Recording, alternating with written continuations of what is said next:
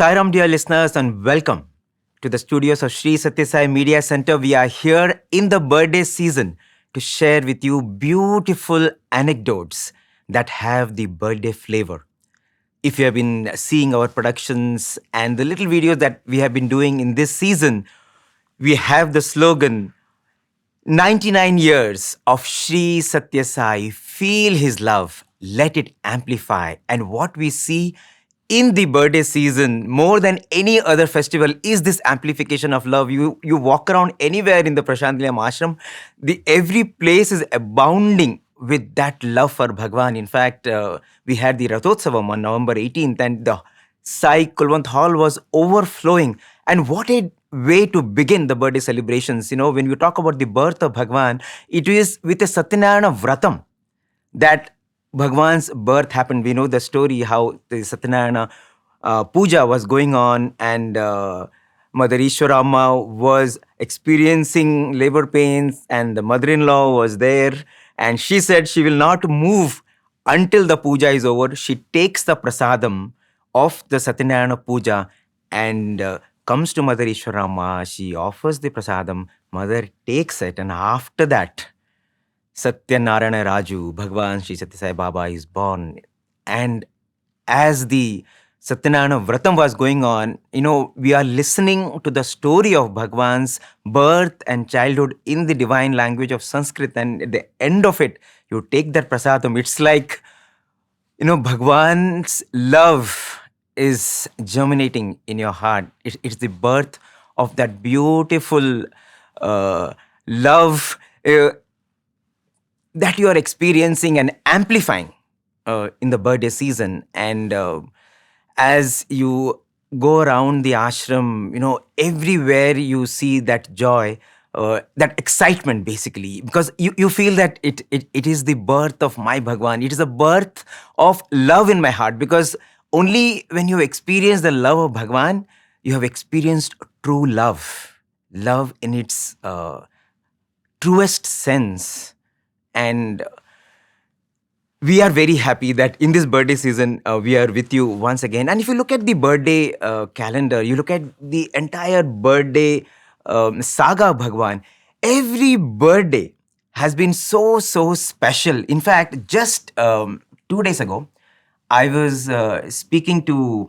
happened to speak to one youngster. His name is Vinod. And he has come because he was called.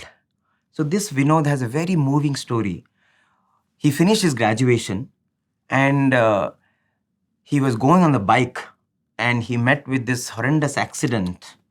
And he is the son of a weaver, and they didn't have resources. And the accident was so bad that he had to be immediately taken to a hospital.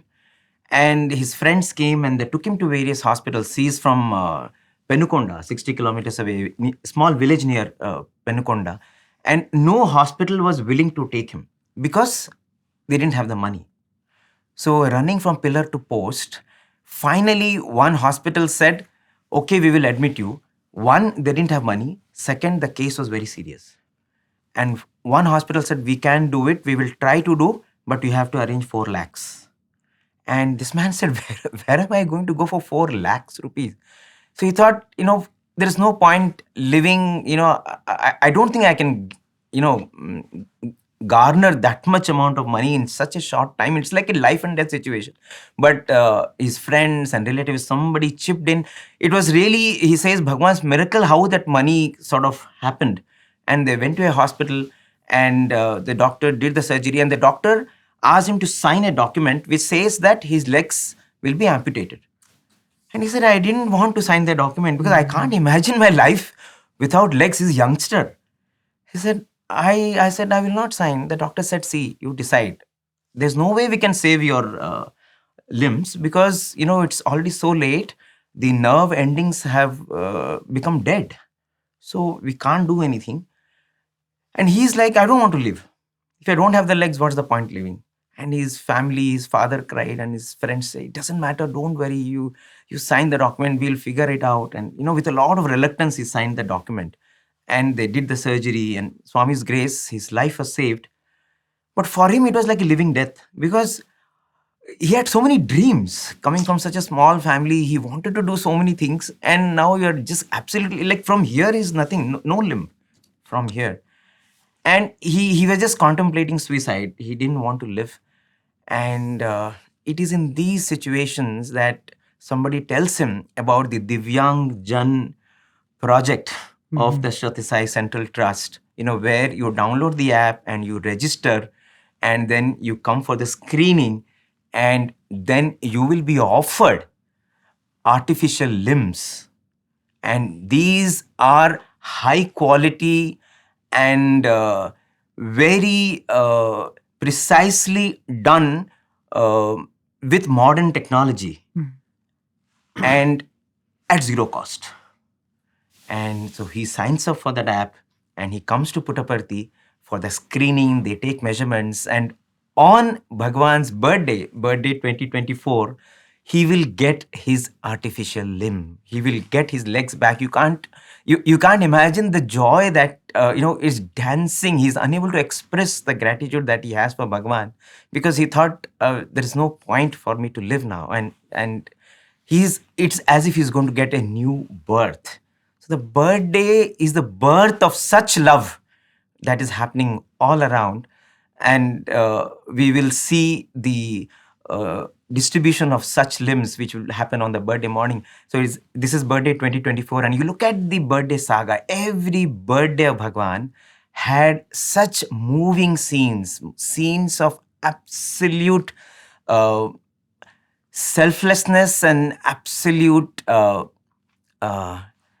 undiluted, unconditional love at play. You go back to the 1954. It was on birthday that Swami laid the foundation stone for the General Hospital, right? 1954. Right. And then because before that we had the Prasanthi Nilayam being born in 1950. 1950. Prasanthi Nilayam. You had the Satyam Shivam Sundaram book was inaugurated on birthday 1961. Veda Pathshala happened on birthday 1962. And as you go on, 1975, you had the Stupa inauguration. A lot of things in 1950, I think. Absolutely. The Gopuram, the Stupa. The Rathotsvam, which we spoke about, was instituted in that year. Yes. And you come to 1981 and you had the university. We talked about the formation of the university in the previous episode of the Birthday Connect, which in the Satsang that we released last year, 2023, as part of the birthday Satsangs. And after 1985, you had the inauguration of the planetarium, the space theatre, and in 1991, you had the Sri Sathya Sai Institute of Higher Medical Sciences, a absolutely shocking, bewildering, and splendid day in the calendar of birthdays, because something happened that day which the world never ever thought it could be possible, isn't it? Absolutely. Whenever you speak about these projects, sometimes it becomes too casual for us. We just put them on a list and we say that this happened in 54, this happened in 81. We saw that one institution, the University of Swami, the stories involved in that. And in fact, it's an endless saga. It's not something that began at a point and there is a conclusion to it. Yes. These all might be just projects that we enlist and say that, yes, Swami inaugurated a hospital on 1991. But then when you go into the details of it, right, you just look at it as a miracle that is unfolding in front of you. We've seen many miracles in Swami's presence. And the beauty of those miracles is how it takes you by surprise and how it is instant, right? Yes. There Swami is standing in front of you and you see his hands are empty and you've seen him doing gestures and suddenly he waves his hand and there's a ring or a chain. Yeah. That instant appearance of something shocks you, surprises you, fills you with awe. But then the institutions of Swami, when you look at it, they may not be as instantaneous as the other miracles that Swami has performed. But then when you look at it, you find that it's a series and a plethora of miracles happening one after the other. And before you realize, there is something in front of you which completely bedazzles you. Yes. And that's precisely what the Sathya Institute of Higher Medical Sciences is. In fact, for a lot of people who were seated in Swami's presence in 1990, Yes. and Swami's birthday celebrations, as we know, the big birthdays are celebrated in the Hillview Stadium. Swami was seated there, hundreds of thousands of devotees. And generally, when you sit in a birthday discourse, we kind of anticipate a certain kind of a message. Yeah. Some there, announcement, something is going to Right, happen. and Swami, you expect Swami Yeah. to generally give an advice as to how Yes. Swami's birthday has to be celebrated. Swami would say importance about seva. But then Swami shocked everybody with an announcement when he said that we have decided to do something. And this is going to be done within 1 year. ఏ వైద్యాలయం నిర్మించినా ఏ విద్యాలయం నిర్మించినా వ్యాపారం వ్యాపారం వ్యాపారం కానీ ఉచితంగా బీదలను చూచి కరుణించేటువంటి వ్యక్తి కనిపించటం లేదు కనుక పల్లలు ఎందే ఇలాంటి పవిత్రమైన యొక్క శక్తిని అభివృద్ధి పరచాలని చెప్పి సంకల్పించుకొని 100 కోట్ల వ్యయం చేత మన ప్రశాంతి నందు ఒక విధమైన వైద్యాలయం స్థాపించడానికి ప్రయత్నించాము. Swami said, where will the poor go? The rich go to big hospitals in big cities, they go abroad, but where will the poor go? And Swami said, I have established a higher learning, but I need to establish now higher medicine. We have established higher education. Higher medicine has to be set up here to show to the world what is true medicine. Just like education has gone back to its roots when Bhagawan set up the university. In fact, as you're talking about these little miracles, I feel just like Bhagawan waved his hand and created so many things, Swami could have, instantaneously also created edifices, but he never did it. I feel it is because he wanted to show us the power of your love. He wanted to tell us that I am doing it through you. You are only doing it. I am only unlocking that power of your love, which is there in your heart, which God has placed, which I have placed when you came into the earth. If only you know how to utilize it, you know how to uncover it, you too can do it. And I think that is the powerful message that Bhagavan gives through the installation of all these miracles of pure love. And Bhagavan makes that announcement on that day. And Swami also very categorically states, in 1 year from now, the hospital will be inaugurated. Everybody is hearing it for the first time. Nobody has any clue. Imagine Puttaparthi, 30 years ago. I mean, there were not even good roads when you think about it. And Swami is saying this high-tech hospital will happen. And the statement that Swami makes, Swami says, my sankalpa it is Sai Sankalpa. It is like a bullet. So when a bullet leaves, the sign, the sound and the object, the thought and the action, Swami says, it happens instantaneously. So it's like that. The word of God is like a bullet. The moment he utters it, the action has already happened. There is no difference, lag between the thought and the action. Swami said it is going to happen. I think to be present on that occasion and to be listening to these thundering words of Bhagavan would have been such a timeless moment for those present, isn't it? Absolutely. And when Swami says an institution is going to be inaugurated, I think the way he looks at it is completely different from how we look at it. Just a case in point, 1971, Swami inaugurated the college building in Anantapur. Yes. But it's not that the college started or the first student was taught the first lesson on 1971, because the college itself was established in 68. 68. Right? So when Swami says a university or a college is being inaugurated, which means the beneficiaries have already started benefiting from it. Similarly, when Swami said, the next birthday I will be inaugurating the hospital, it did not mean a building was going to be inaugurated. He meant the first open heart surgery is going to be performed on that particular day. Yes. And I mean, that's something that we saw even in the hospital in Bangalore. Absolutely. We happen to be students in Vrindavan. I happen to be a student in Vrindavan when Swami inaugurated the hospital. We were allowed to sit in the dome area. The Prime Minister of India then, Shri Vajpayee was there. The beautiful thing was, we were all seated in the dome area. The dignitaries were seated on the dais. And the balconies that were overlooking the dais had patients in Patients. patients' dresses who were already admitted and ready for treatment. Yes. Where else you'll find a hospital being inaugurated Yes. with the treatments and the Yes. surgeries happening right away? That's what Swami said. Yeah. I've decided it's going to be a 100 crore hospital. I've decided it's going to do free surgeries, be it for cardiac Yes. complexities or neurology or urology. Swami said everything is going to be done free of cost. It's going to be inaugurated by next birthday, which means the first open heart surgery will be performed when this inauguration Yes. happens. November 22nd, 1991. 91. And for all the audience there, it was a pleasant surprise. Yes. But for a lot of other people who were involved, it was on one hand a challenge that Swami was throwing to them. And it is a challenge as long as we think we are the doers, as we've heard the Yes. testimonies of all the people who were involved. But each one of them were beautifully taken through this journey of committing themselves to the mission that Swami had announced. But at the same time, looking with awe at how Swami accomplished everything, with them being literally bystanders or mere instruments who had given themselves up to Swami's mission.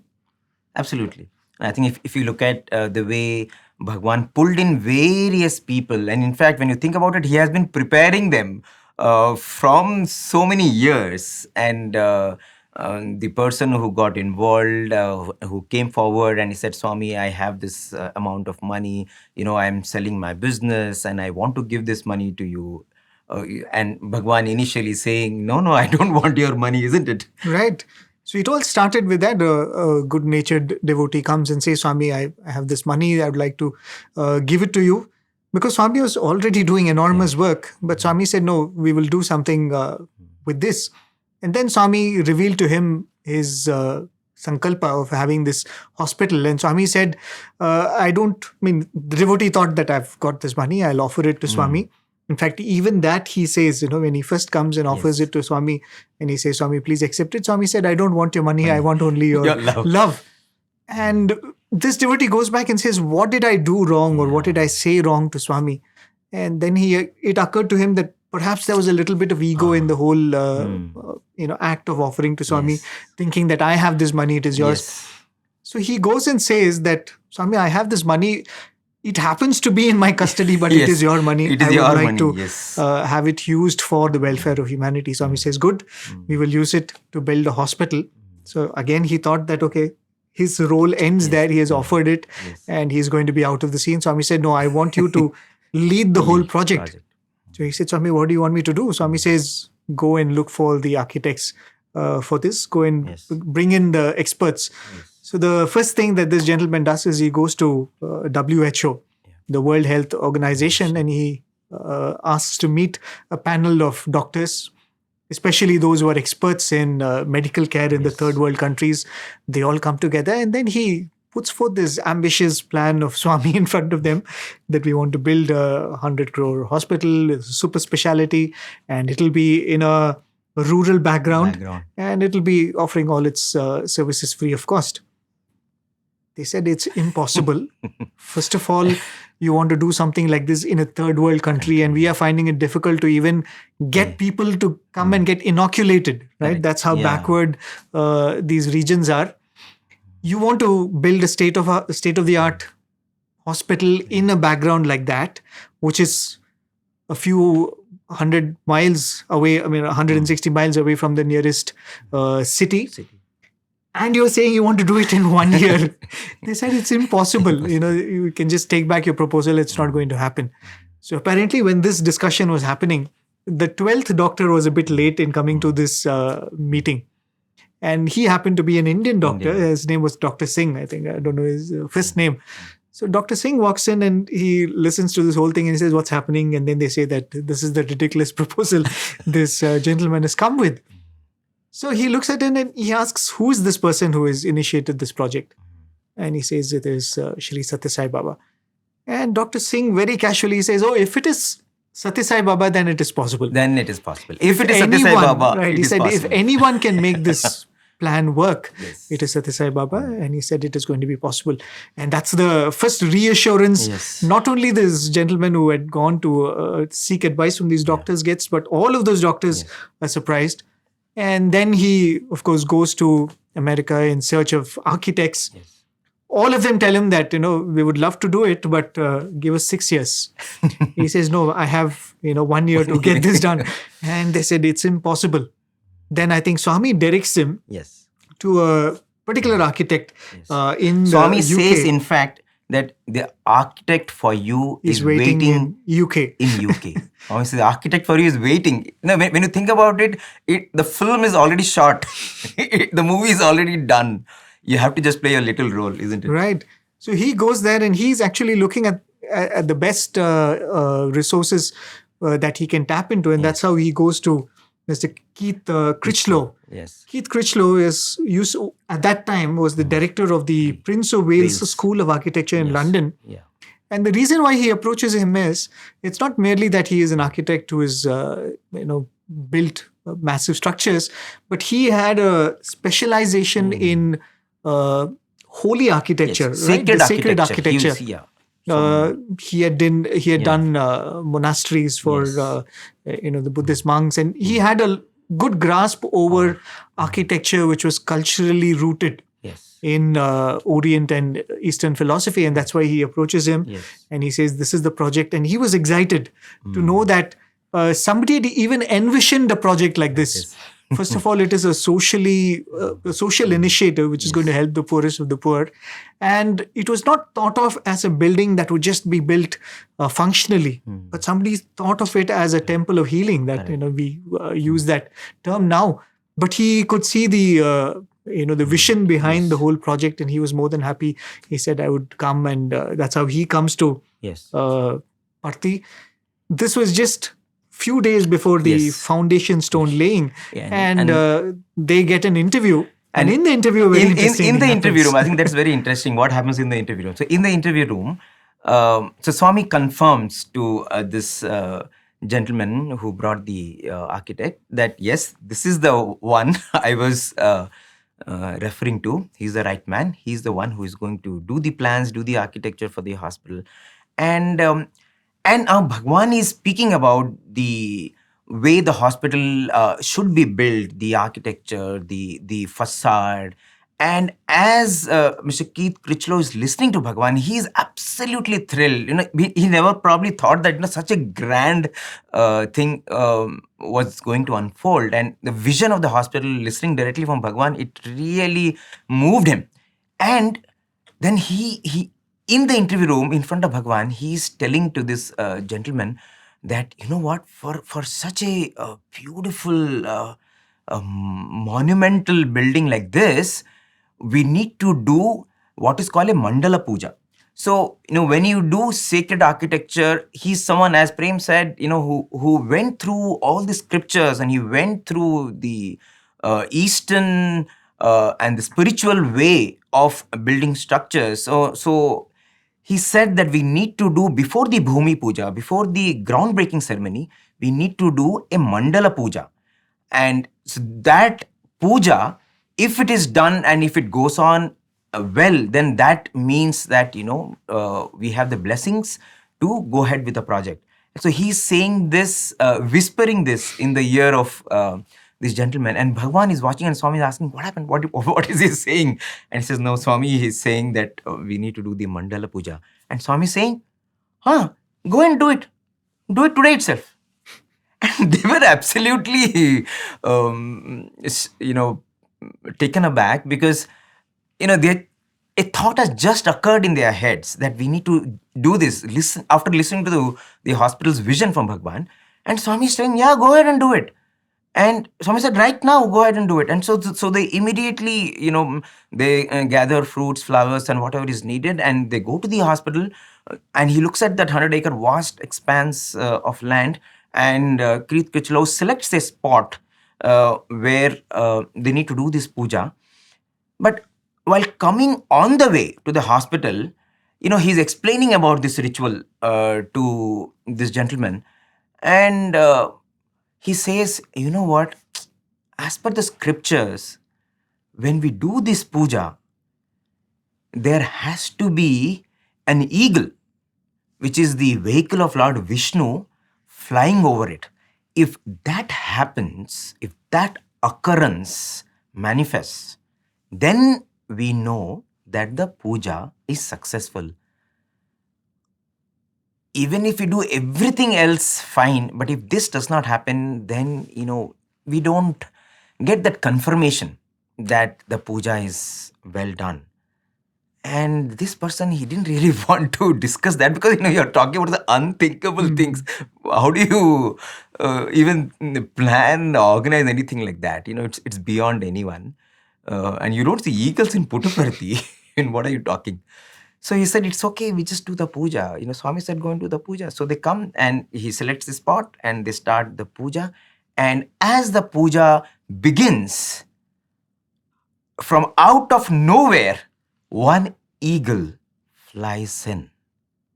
He flies in and it sits there. And it doesn't stop with that. Few seconds later, one more eagle. 2, 3, 4, 5.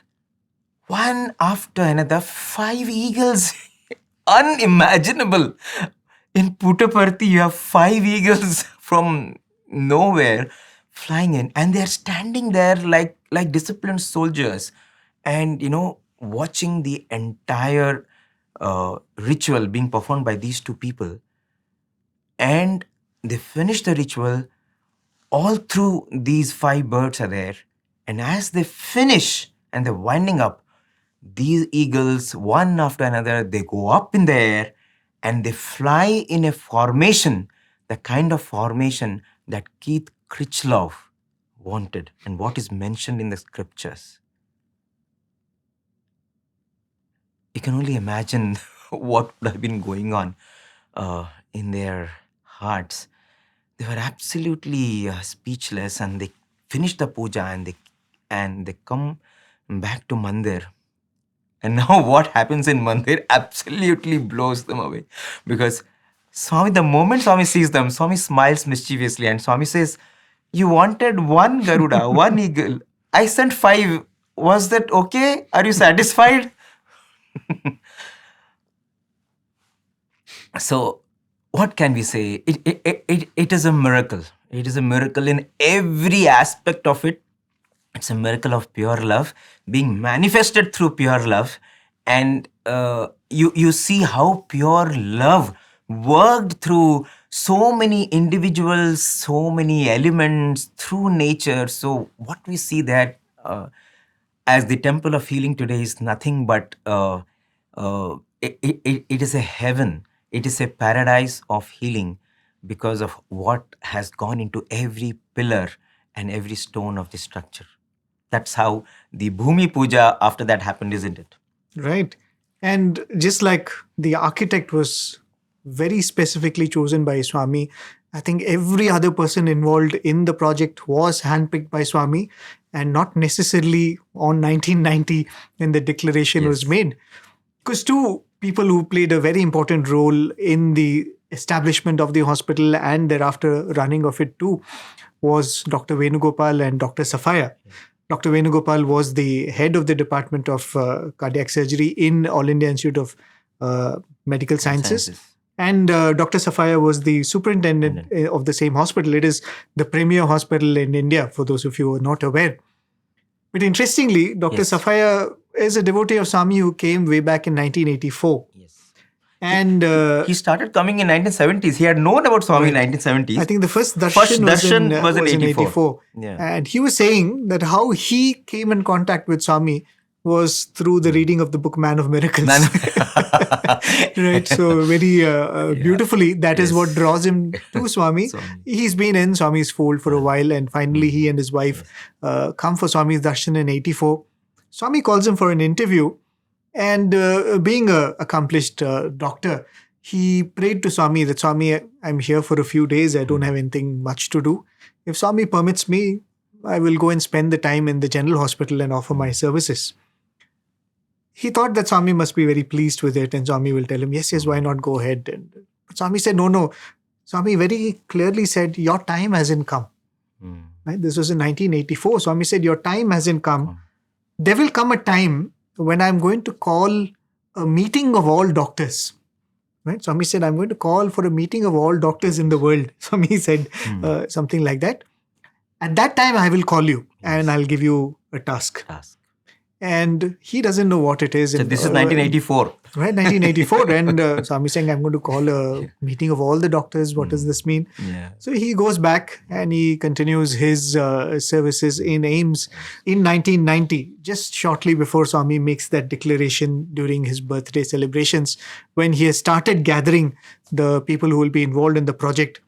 Swami sends word to Dr. Venugopal and Dr. Sathya saying that it is, you're needed in Swami's presence. And that is when he comes, and that is when he hears about this very, very ambitious project for which he has been roped in. Yes. And there begins the journey of Dr. Sathya as a doctor, as Swami's doctor, as Swami's surgeon, because he was going to witness many, many miracles unfold in front of him. First of those many was the hospital itself. And once the hospital was set up, he witnessed so many more, how Swami took care of the patients who were there.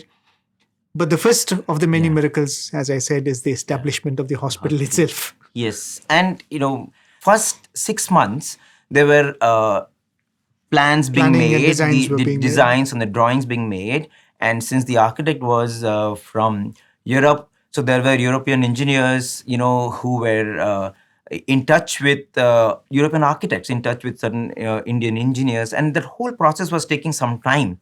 And Bhagawan then decided to fast track this process. So one fine day, Swami asked all the European engineers, the drawings that they had done, to be given to Mr. A. Ramakrishna of the Larsen and Toubro, which is one of the biggest construction companies. So Bhagawan calls A. Ramakrishna sir, and Swami says that, you have to now take over and do the construction of this hospital, and it will be inaugurated next year.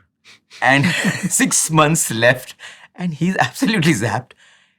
And, you cannot say no to Swami. So he says, Swami, we will try. Swami says, what try? No try. Say, I will finish. And Swami says, I am sure you will finish. So when Bhagavan says, I am sure you will finish, he said, okay, Swami. I mean, that's when he realized that, he just has to do his part. Because if Swami has willed it, then there is nothing that can stop it from manifesting. And that is how the construction work started by the Larsen and Toubro company. And this is happening in summer, in March, April of 1991. And at the same time, you have the distinguished people who are part of the trust. They are worried. Bhagawan is in Kodaikanal. This is 1991 summer. And one of the members of the trust was with Bhagawan in Kodaikanal, Colonel Joga Rao. And, one night, Colonel Joga Rao was sharing a room with another senior devotee.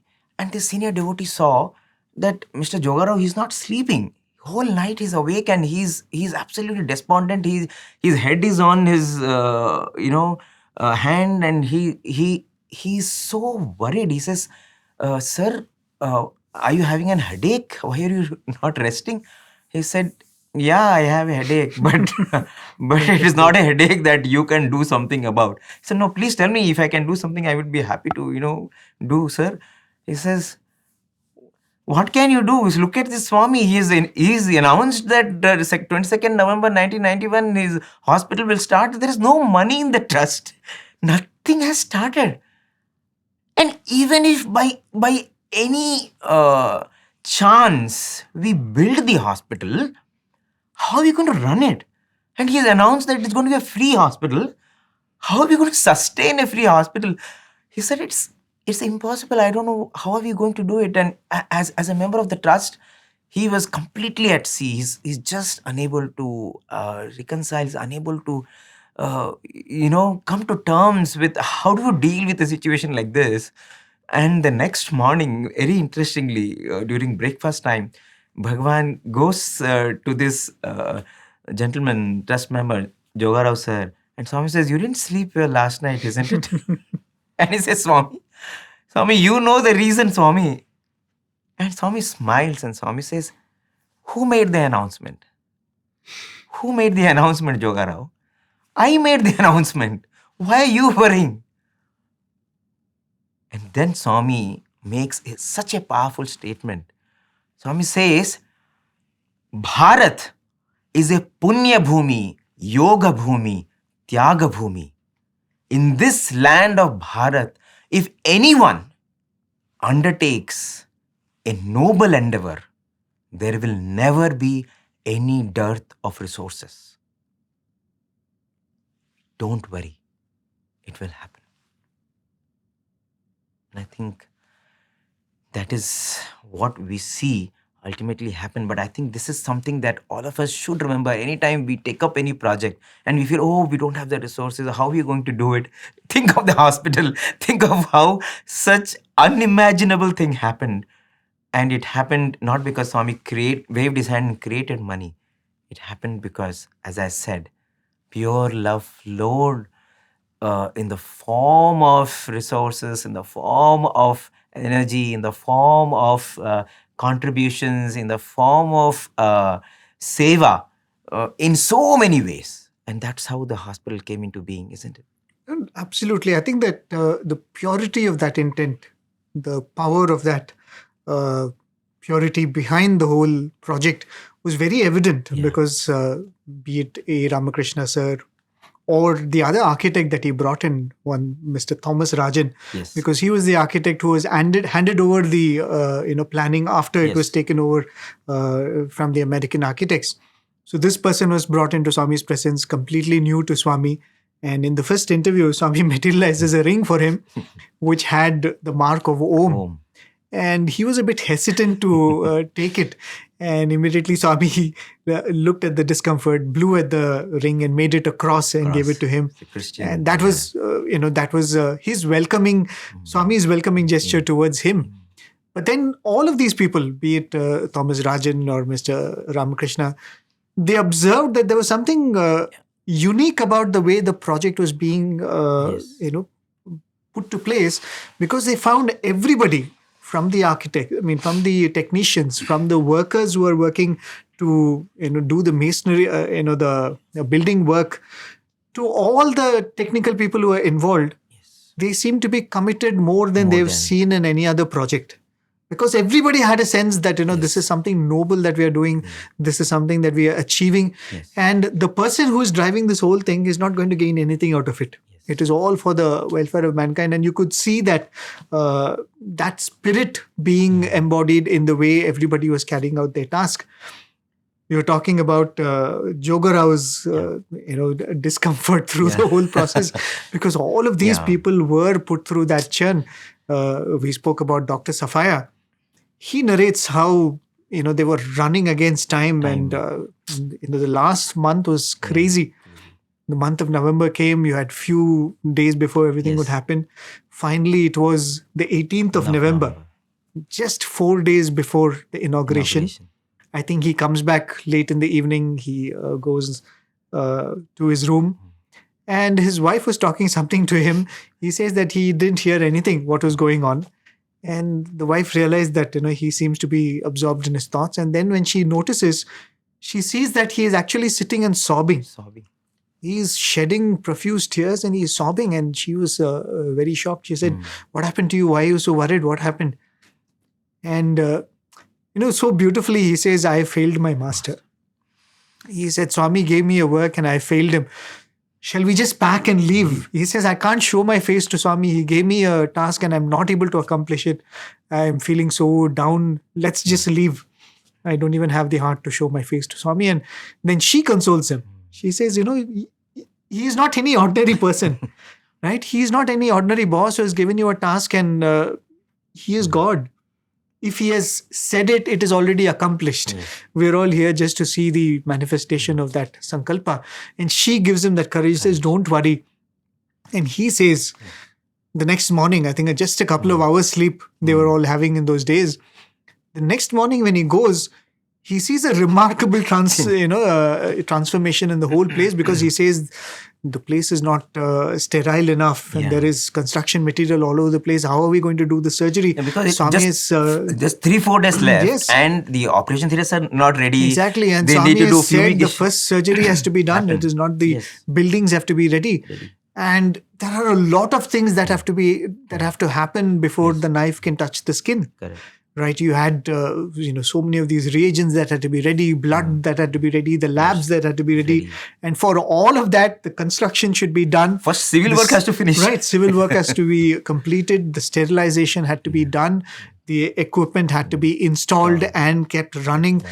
He said, how are we going to do all of this? But the next day when he goes there, he realizes that, I think one of the things that had happened was Swami sent students from the hostel. Yeah. And they had worked the whole night along with all the workers, cleaned up the whole place. And he said, for the first time, he got the encouragement that if so much can be accomplished overnight, then maybe we can get this done.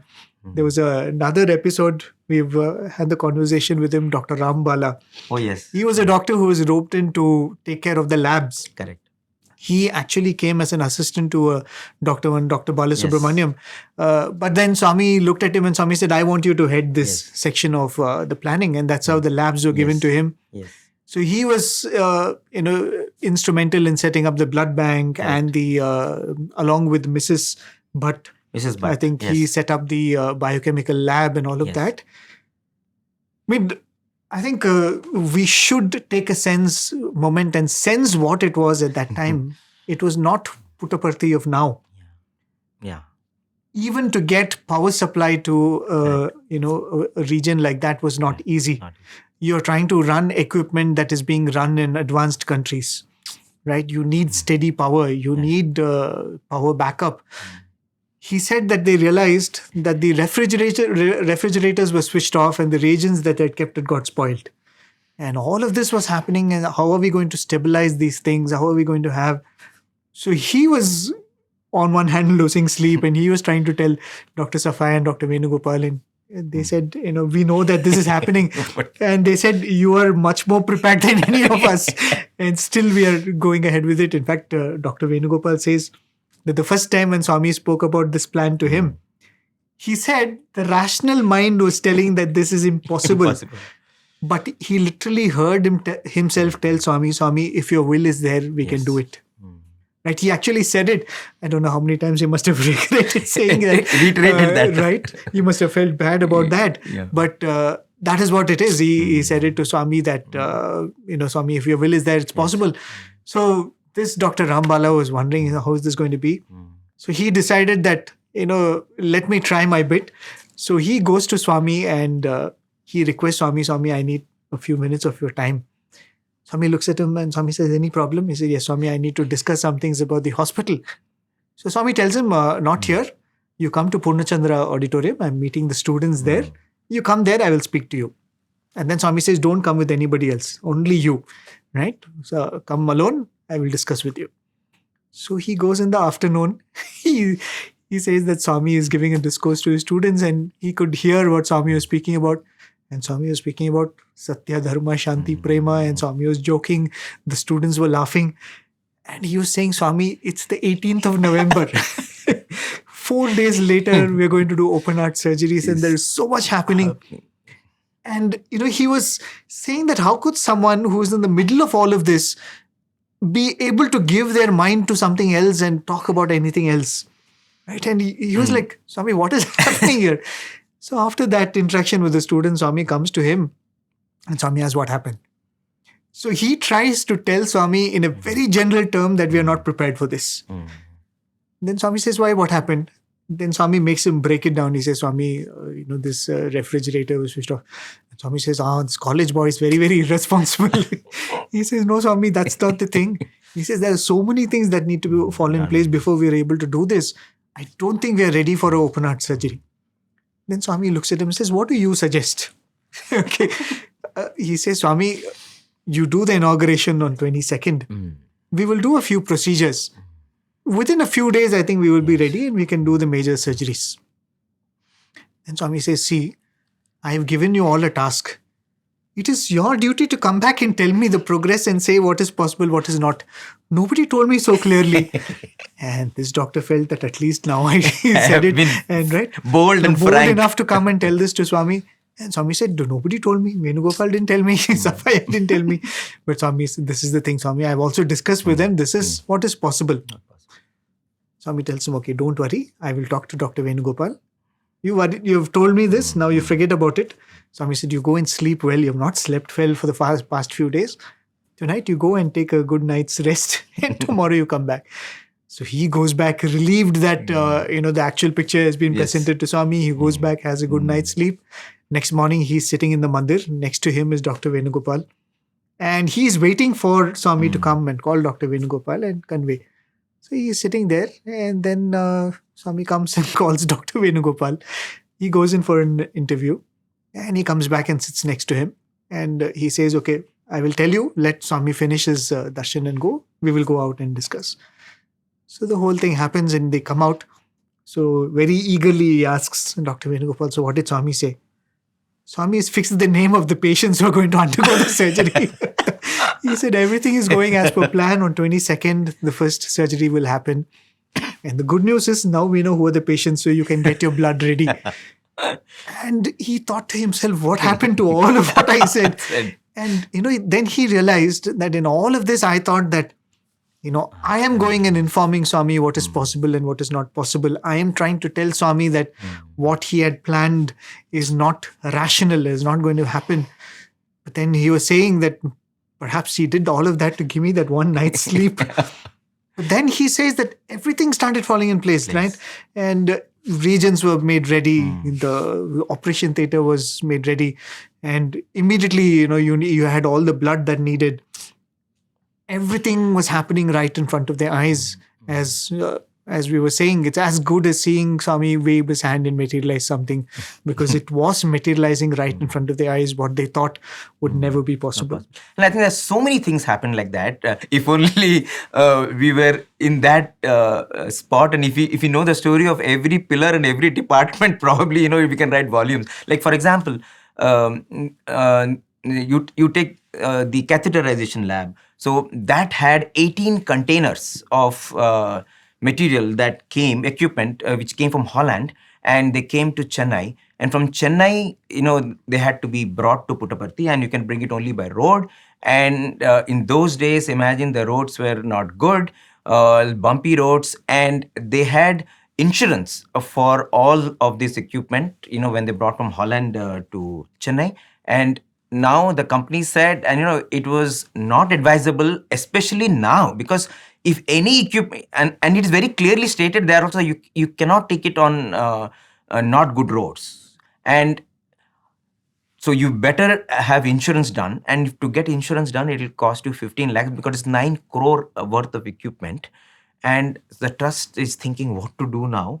And they go to Bhagawan, Mr. V. Srinivasan, who was one of the trustees of the Central Trust. Then he goes to Bhagawan and he says, Swami, we need to do this insurance. And Swami says, why insure? Nothing is sure. Life itself is not sure. Why you want to insure? Swami says, no need to do insurance. And these 15 truckloads of material, they come to Puttaparthi. And when they open, there is not even a scratch. It is absolutely, it's unthinkable. Imagine the situation here. Right? Yeah, 30 years ago. And the equipments come absolutely unscathed. And this doesn't happen in the best of, in the most advanced countries with the best of roadworks. Absolutely. There's always a damage. And that is what the engineers say of this Philips company. Basically, the equipment was so huge that they had one portion of the hospital not built because they had to install this equipment through a crane and after that build the wall. Right. Because that is the volume and the heaviness of this equipment. And when the equipment came and the installation, now to open the equipment and do the installation, the Philips engineers, they were very clear that we will open only when we get an absolutely clean, air-conditioned, sterilized environment. because if you open this equipment in an unsafe situation, anything can go wrong. They're very, very sophisticated equipments, and you cannot get spare parts of any of these equipments anywhere near. So now it was November 15th, and the Philips engineers were not agreeing to open. But the Central Trust people, they prevail on them. They said, okay, you at your own risk, don't blame us if something doesn't work, because there's still dust. The civil work is still not over. How can we open this equipment? And they say, no, please, because we have a date is announced. And so they open the equipment and they install. And Mr. Jayant Bose, who was one of the engineers, along with Brigadier Bose and Jayant Bose, they were the part of the civil engineering team. He says that at 9 o'clock in the night, see, one of these Philips engineers, he comes and knocks at his room in East Prasanthi in ashram. He says, I cannot wait to tell you what I saw. He says, what happened? He said, we installed all the equipment and we did a trial run, and the film that we got, the print of the patient that we got, it is a gold standard. We have never ever got this kind of clarity and this quality. And we have got it in the most hostile conditions. They say from that day onwards, all these Philips engineers stopped saying good morning. They started telling Sairam. They started telling Sairam because it's unthinkable. Because he said, we have installed this equipment in so many countries, developed and underdeveloped and developing countries. Nowhere we have found this result. And here, when nothing seems to be in order, and we do the experiment, and it's working in a condition with textbook precision, it's working. And the other thing, as I mentioned about Jayant Bose, I should mention, when the plans were given to this engineering team, Indian engineering team to do, and, Bhagawan tells them to execute in 6 months. And so there were some engineers from L&T, and there were 4 engineers from the trust. And Brigadier Bose and his son Jayant Bose were part of the team. And when they look at this plan, and as usual, they say it's impossible. So, but Swami says it has to be done. So finally they say, okay, Swami. They go to Swami. Swami, okay, we will try to make it happen, but we have 2 conditions. Swami says, what? Swami, the facade of the hospital is very elaborate because you have these tapatis, you have these artisan intricate carvings. That is because it will need 2 artisans for 2 whole days to do 1 pillar. Where is that time? So it is impossible for us to do that, and that cannot be mechanized. You cannot replicate it like through machines. It has to be done manually. And Swami said, you are not going to change even a single line of the facade. The facade will be as it is. What else?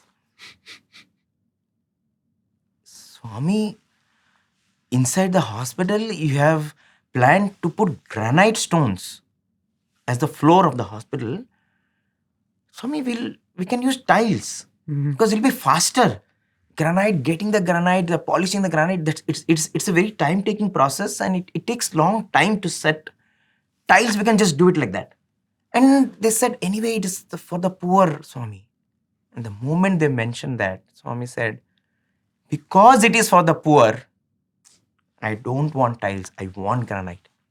When the poor walk into this hospital, they should feel that they are walking into a palace. They should feel no one ever has treated them like that. You will not change anything. You go ahead and do. And that is how his love flowed. And the miracle of pure love, that's the hospital stands. And I think, as I said, there are so many such stories. Imagine how it happened, because suddenly there are so many artisans that appeared. They had to bring so many artisans, and the carvings had to be done. The granite stones came, the polishing happened, everything happened. It's just that as we are again and again reiterating this point that all you have to do is tell, Karishe Vachanam. We will only listen to you. We are nobody, Swami. You are the doer. You are giving us this chance. Just make us your instrument. I think once that feeling gets instilled, you just become a beautiful channel for his miracle to happen. And that's what the hospital is all about. Right. I mean, every aspect. We spoke about the instrumentation. There are stories relating to the surgical lights that were brought in. Yes. The other material that was brought in. Another gentleman who was very deeply involved with the whole project and continues to be involved with the project is Rajiv Mahajan sir. He narrates how he was involved with organizing a few things like the lights and few other things that are required for the operation theatre from Delhi. He says that he put all of them in a truck and they start off from Delhi in November 10th. Yes. And he was assured that the truck will reach Parthi by the 16th of November. So that gave them a lot of time. And he himself had to take a few other things and then come by flight on the 17th. And when he comes on the 17th, he realizes that the truck hasn't come. The truck doesn't come on the 17th. It doesn't come on the 18th. Not on the 19th. Yes. I think the 20th. All the important consumables for the surgery. All the consumables for surgery especially. Yes. And that was supposed to be consumables for the first 100 patients. Correct. Yeah. Right? It was very well planned ahead and this was done.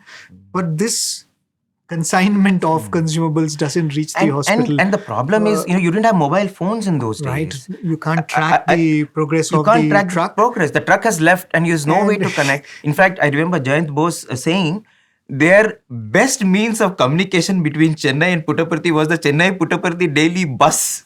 Right. So that is the surest way of communication, most reliable way of communication, because you didn't have phones in those days. You have to book a call. And imagine in such kind of a situation. In fact, before I forget, the airport also happened in Prasanthi Nilayam because of the hospital. Because there's no other way these sophisticated equipments from abroad could come to Puttaparthi. They cannot come by road. We didn't have a railway station. The airport came into being because Bhagwan wanted to build this hospital for the poor. Right. And the whole thing was happening. And you were saying that till the 21st, it did not come. And this was not first of all, these were not things that you could go to a medical store and buy. Yeah. Even if it was something that you could buy from a medical store, there was no medical store around to buy it from. Yeah. So he was frantically seeing that can we arrange at least something from Bangalore or Hyderabad for the first 3 patients, if not for the first 100. But he was crestfallen. He said this is going beyond his hands. And one day he was just walking from the hospital building towards the parking lot, completely absorbed in his thoughts and wondering what he could do. And a car just drove past him and it came to a screeching halt. He was wondering whose it is, and he looks there and it is Swami's car. And Swami was waving to him from inside, calling him. So he runs up to Swami's car and Swami hands 2 prasadam packets to him and just smiles, doesn't say anything and goes away. And he was actually walking towards the parking lot to go for darshan. And Swami had given him darshan. So he said, okay, I might as well go back to the hospital and get back to work. He goes back to the hospital and there is, I think, Dr. Venugopal standing there and waving to him. And he says, your truck has finally come. And the truck came at the right time because they had planned it that 17th of November or 16th of November is the right time for the truck to arrive. But Swami had other plans. Because it was all happening at a time and with precision that they had not imagined. We spoke about the equipments which started giving gold standard results. Typically to sanitize and sterilize a space which could be used for an operation theatre takes weeks. Because we're not technically sound enough to give you the right, even use the right terminology. But it involves sterilization and then testing the environment to see, the bacterial growth in that area. So it usually takes a week. The same thing was achieved in the operation theatre in the Sathya Institute of Higher Medical Sciences in 36 hours. Right? And the results were remarkable and much better than anywhere else it could be done. I mean, all of this was happening in front of medical professionals who have seen some of these things all their life, and they were seeing what they had seen happen in a scale which was so very mind-boggling to them, and they couldn't but step back and say that my God, this is Swami's Incredible. thing happening. Yes. And in fact, there's Yeah. a beautiful quote by Dr. Venugopal. I thought we should say, because these are all people who are involved in the Yes. the whole edifice coming in front of their eyes. He says, Swami was the doctor, the midwife, and the mother of this institution, all rolled into one. He gave birth to it. He was the midwife who cared for the, Yes. the pregnant mother, and he was the one who was nourishing it too. Really, that really is the story of the super specialty hospital. And so through this series of miracles that happened, the inauguration finally unfurled on November 22nd. In fact, there's probably on a later day we'll talk about just that inauguration day, because the previous night it rained. One would think why it has to happen that on 21st night it has to rain, and it rained so crazily. Next day is the inauguration. The Prime Minister of India is going to come. Why didn't Swami stop the rain? But that happened. But at the same time, the amount of love that poured through so many people contributing, everybody has a memory of how they contributed to ensuring that the place was removed of all the wetness with the dust that was brought in lorries. In 6 hours, the ground which was completely wet, an army of students and devotees, everybody has worked, and everybody has that precious memory. They all feel they are part of that institution. Swami gave that chance, just like Swami gave Vanara army to be part of the Ramayana. It's like, Swami gives chance to so many people. And that morning, November 22nd, the Prime Minister is looking at the hospital from the plane above, from the helicopter above, and he's stunned at the structure that he sees. And as the Vedam is going on, boys in orange dhoti and bhajans is happening, and the Prime Minister walks and he cuts the ribbon, and the huge, beautiful statue of Ganesha there, and the lovely chandelier, everything in the dome area, every little flower walls, the Artifact, pictures, right. the artifacts, everything, the peacock feather, the bells, whatever you see there, including the chandelier brought from Italy, everything was placed there by Bhagawan. And that morning, when the inauguration happened, as we discussed before, while the inauguration ceremony was going on, the operations were going on. That is how inaugurations happen in the Satya Sai system of things. Right. And even after the inauguration, if the whole process of setting up this hospital was not a miracle in itself, there were a lot of people who said, okay, all of this is fine. Yeah. How long will this last?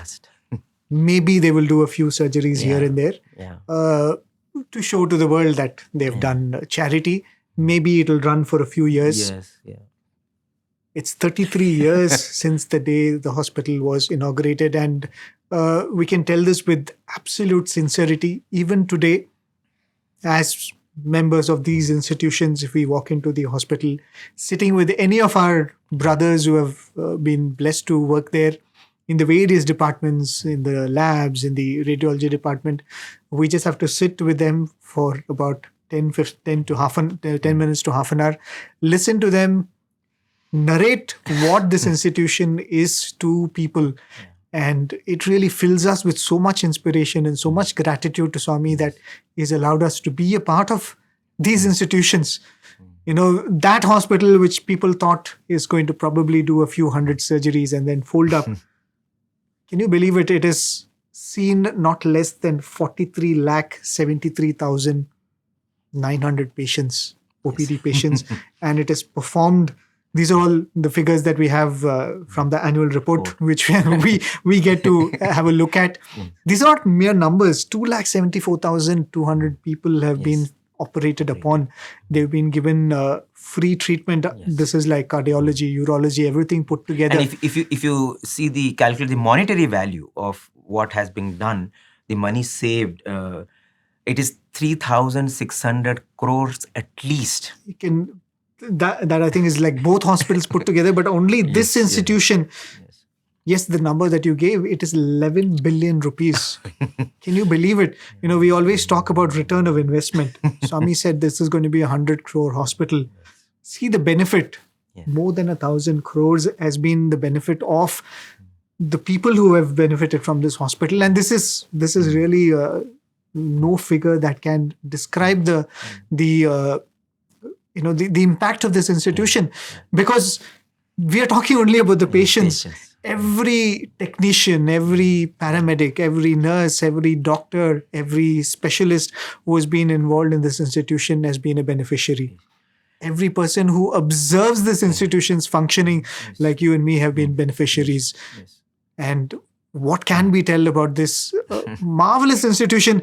Every time we get an opportunity to talk about it to devotees or in programs such as these, it fills us with awe that Swami created a miracle like this for all of us to witness in our own lifetime. How really grateful we should be for that. And on one hand, you have all these benefits which have been offered with no financial burden on the patient, but that is I would think a very, very though an important part of the hospital, but it's still just one side of the hospital, just one dimension of the hospital, because the hospital has so many beautiful dimensions.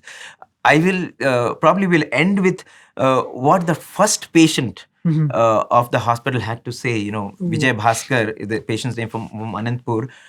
He got operated. He was a youngster, little boy then, and he got operated for his heart ailment. He had a hole in the heart and everything. But Swami created Vibhuti, and Swami went to the ward. But more than this blessing that he got directly from Bhagawan, for him, he says there are two stories that he will never forget. And he says that one day when the nurses came and they asked him, what would you like to eat? And, what is your favorite dish? And so this guy said, it's groundnut chutney. Right. So they don't make that in the dietary department. Right. But the next day, he found groundnut chutney there, and the story does not end there. The nurse who heard this, she was not a Telugu person. This guy was speaking in Telugu. She didn't understand, but she made an effort to understand what this person is speaking, what is that particular dish.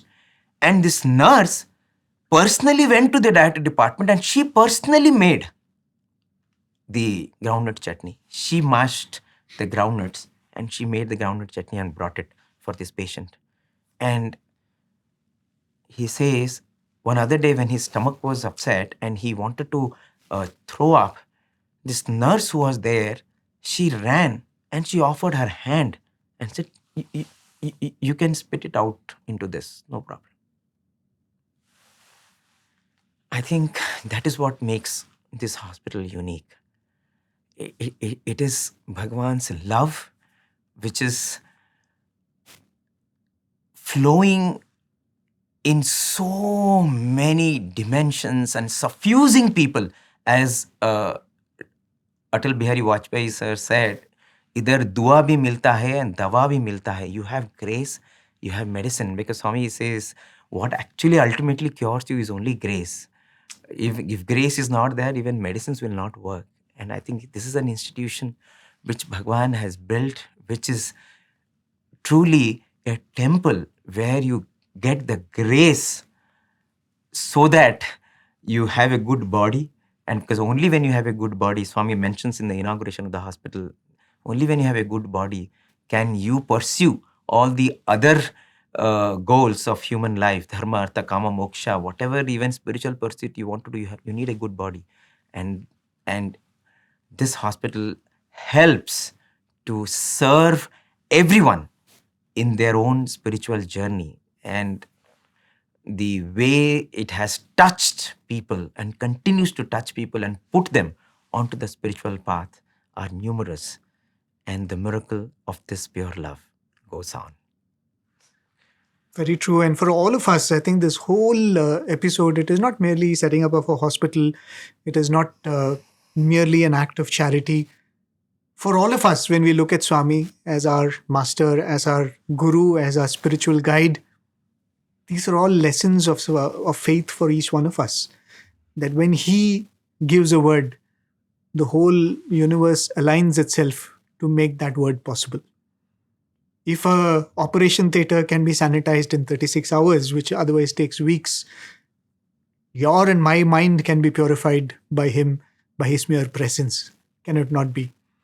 Our life might appear to us completely in disarray, and we might look at it and say it's impossible to fix this mess that my life is. But when he steps in and when he starts fixing it, nothing can come in his way. I think all of these are messages for each one of us. Whatever Swami does, whatever institution he sets up, whatever work he takes up and accomplishes, I think it is only to reassure to us and build this faith and confidence and surrender in each one of us. I think that is why no act of Swami is not part of his message. Nothing that Swami does is not in alignment with what he says. And everything, to observe Swami in action, is itself an act of meditation. And with that thought, we once again wish each one of you a happy Swami's birthday. May we pray for that moment where Swami is truly born in each one of us, where we give way to him. And I think, as Swami has said multiple times, that truly is the birthday that we all should celebrate. And till we are truly there to celebrate that birthday, let's celebrate these birthdays of Swami and most joyfully offer ourselves at his lotus feet. Thank you for your very patient listening. Yes, sir.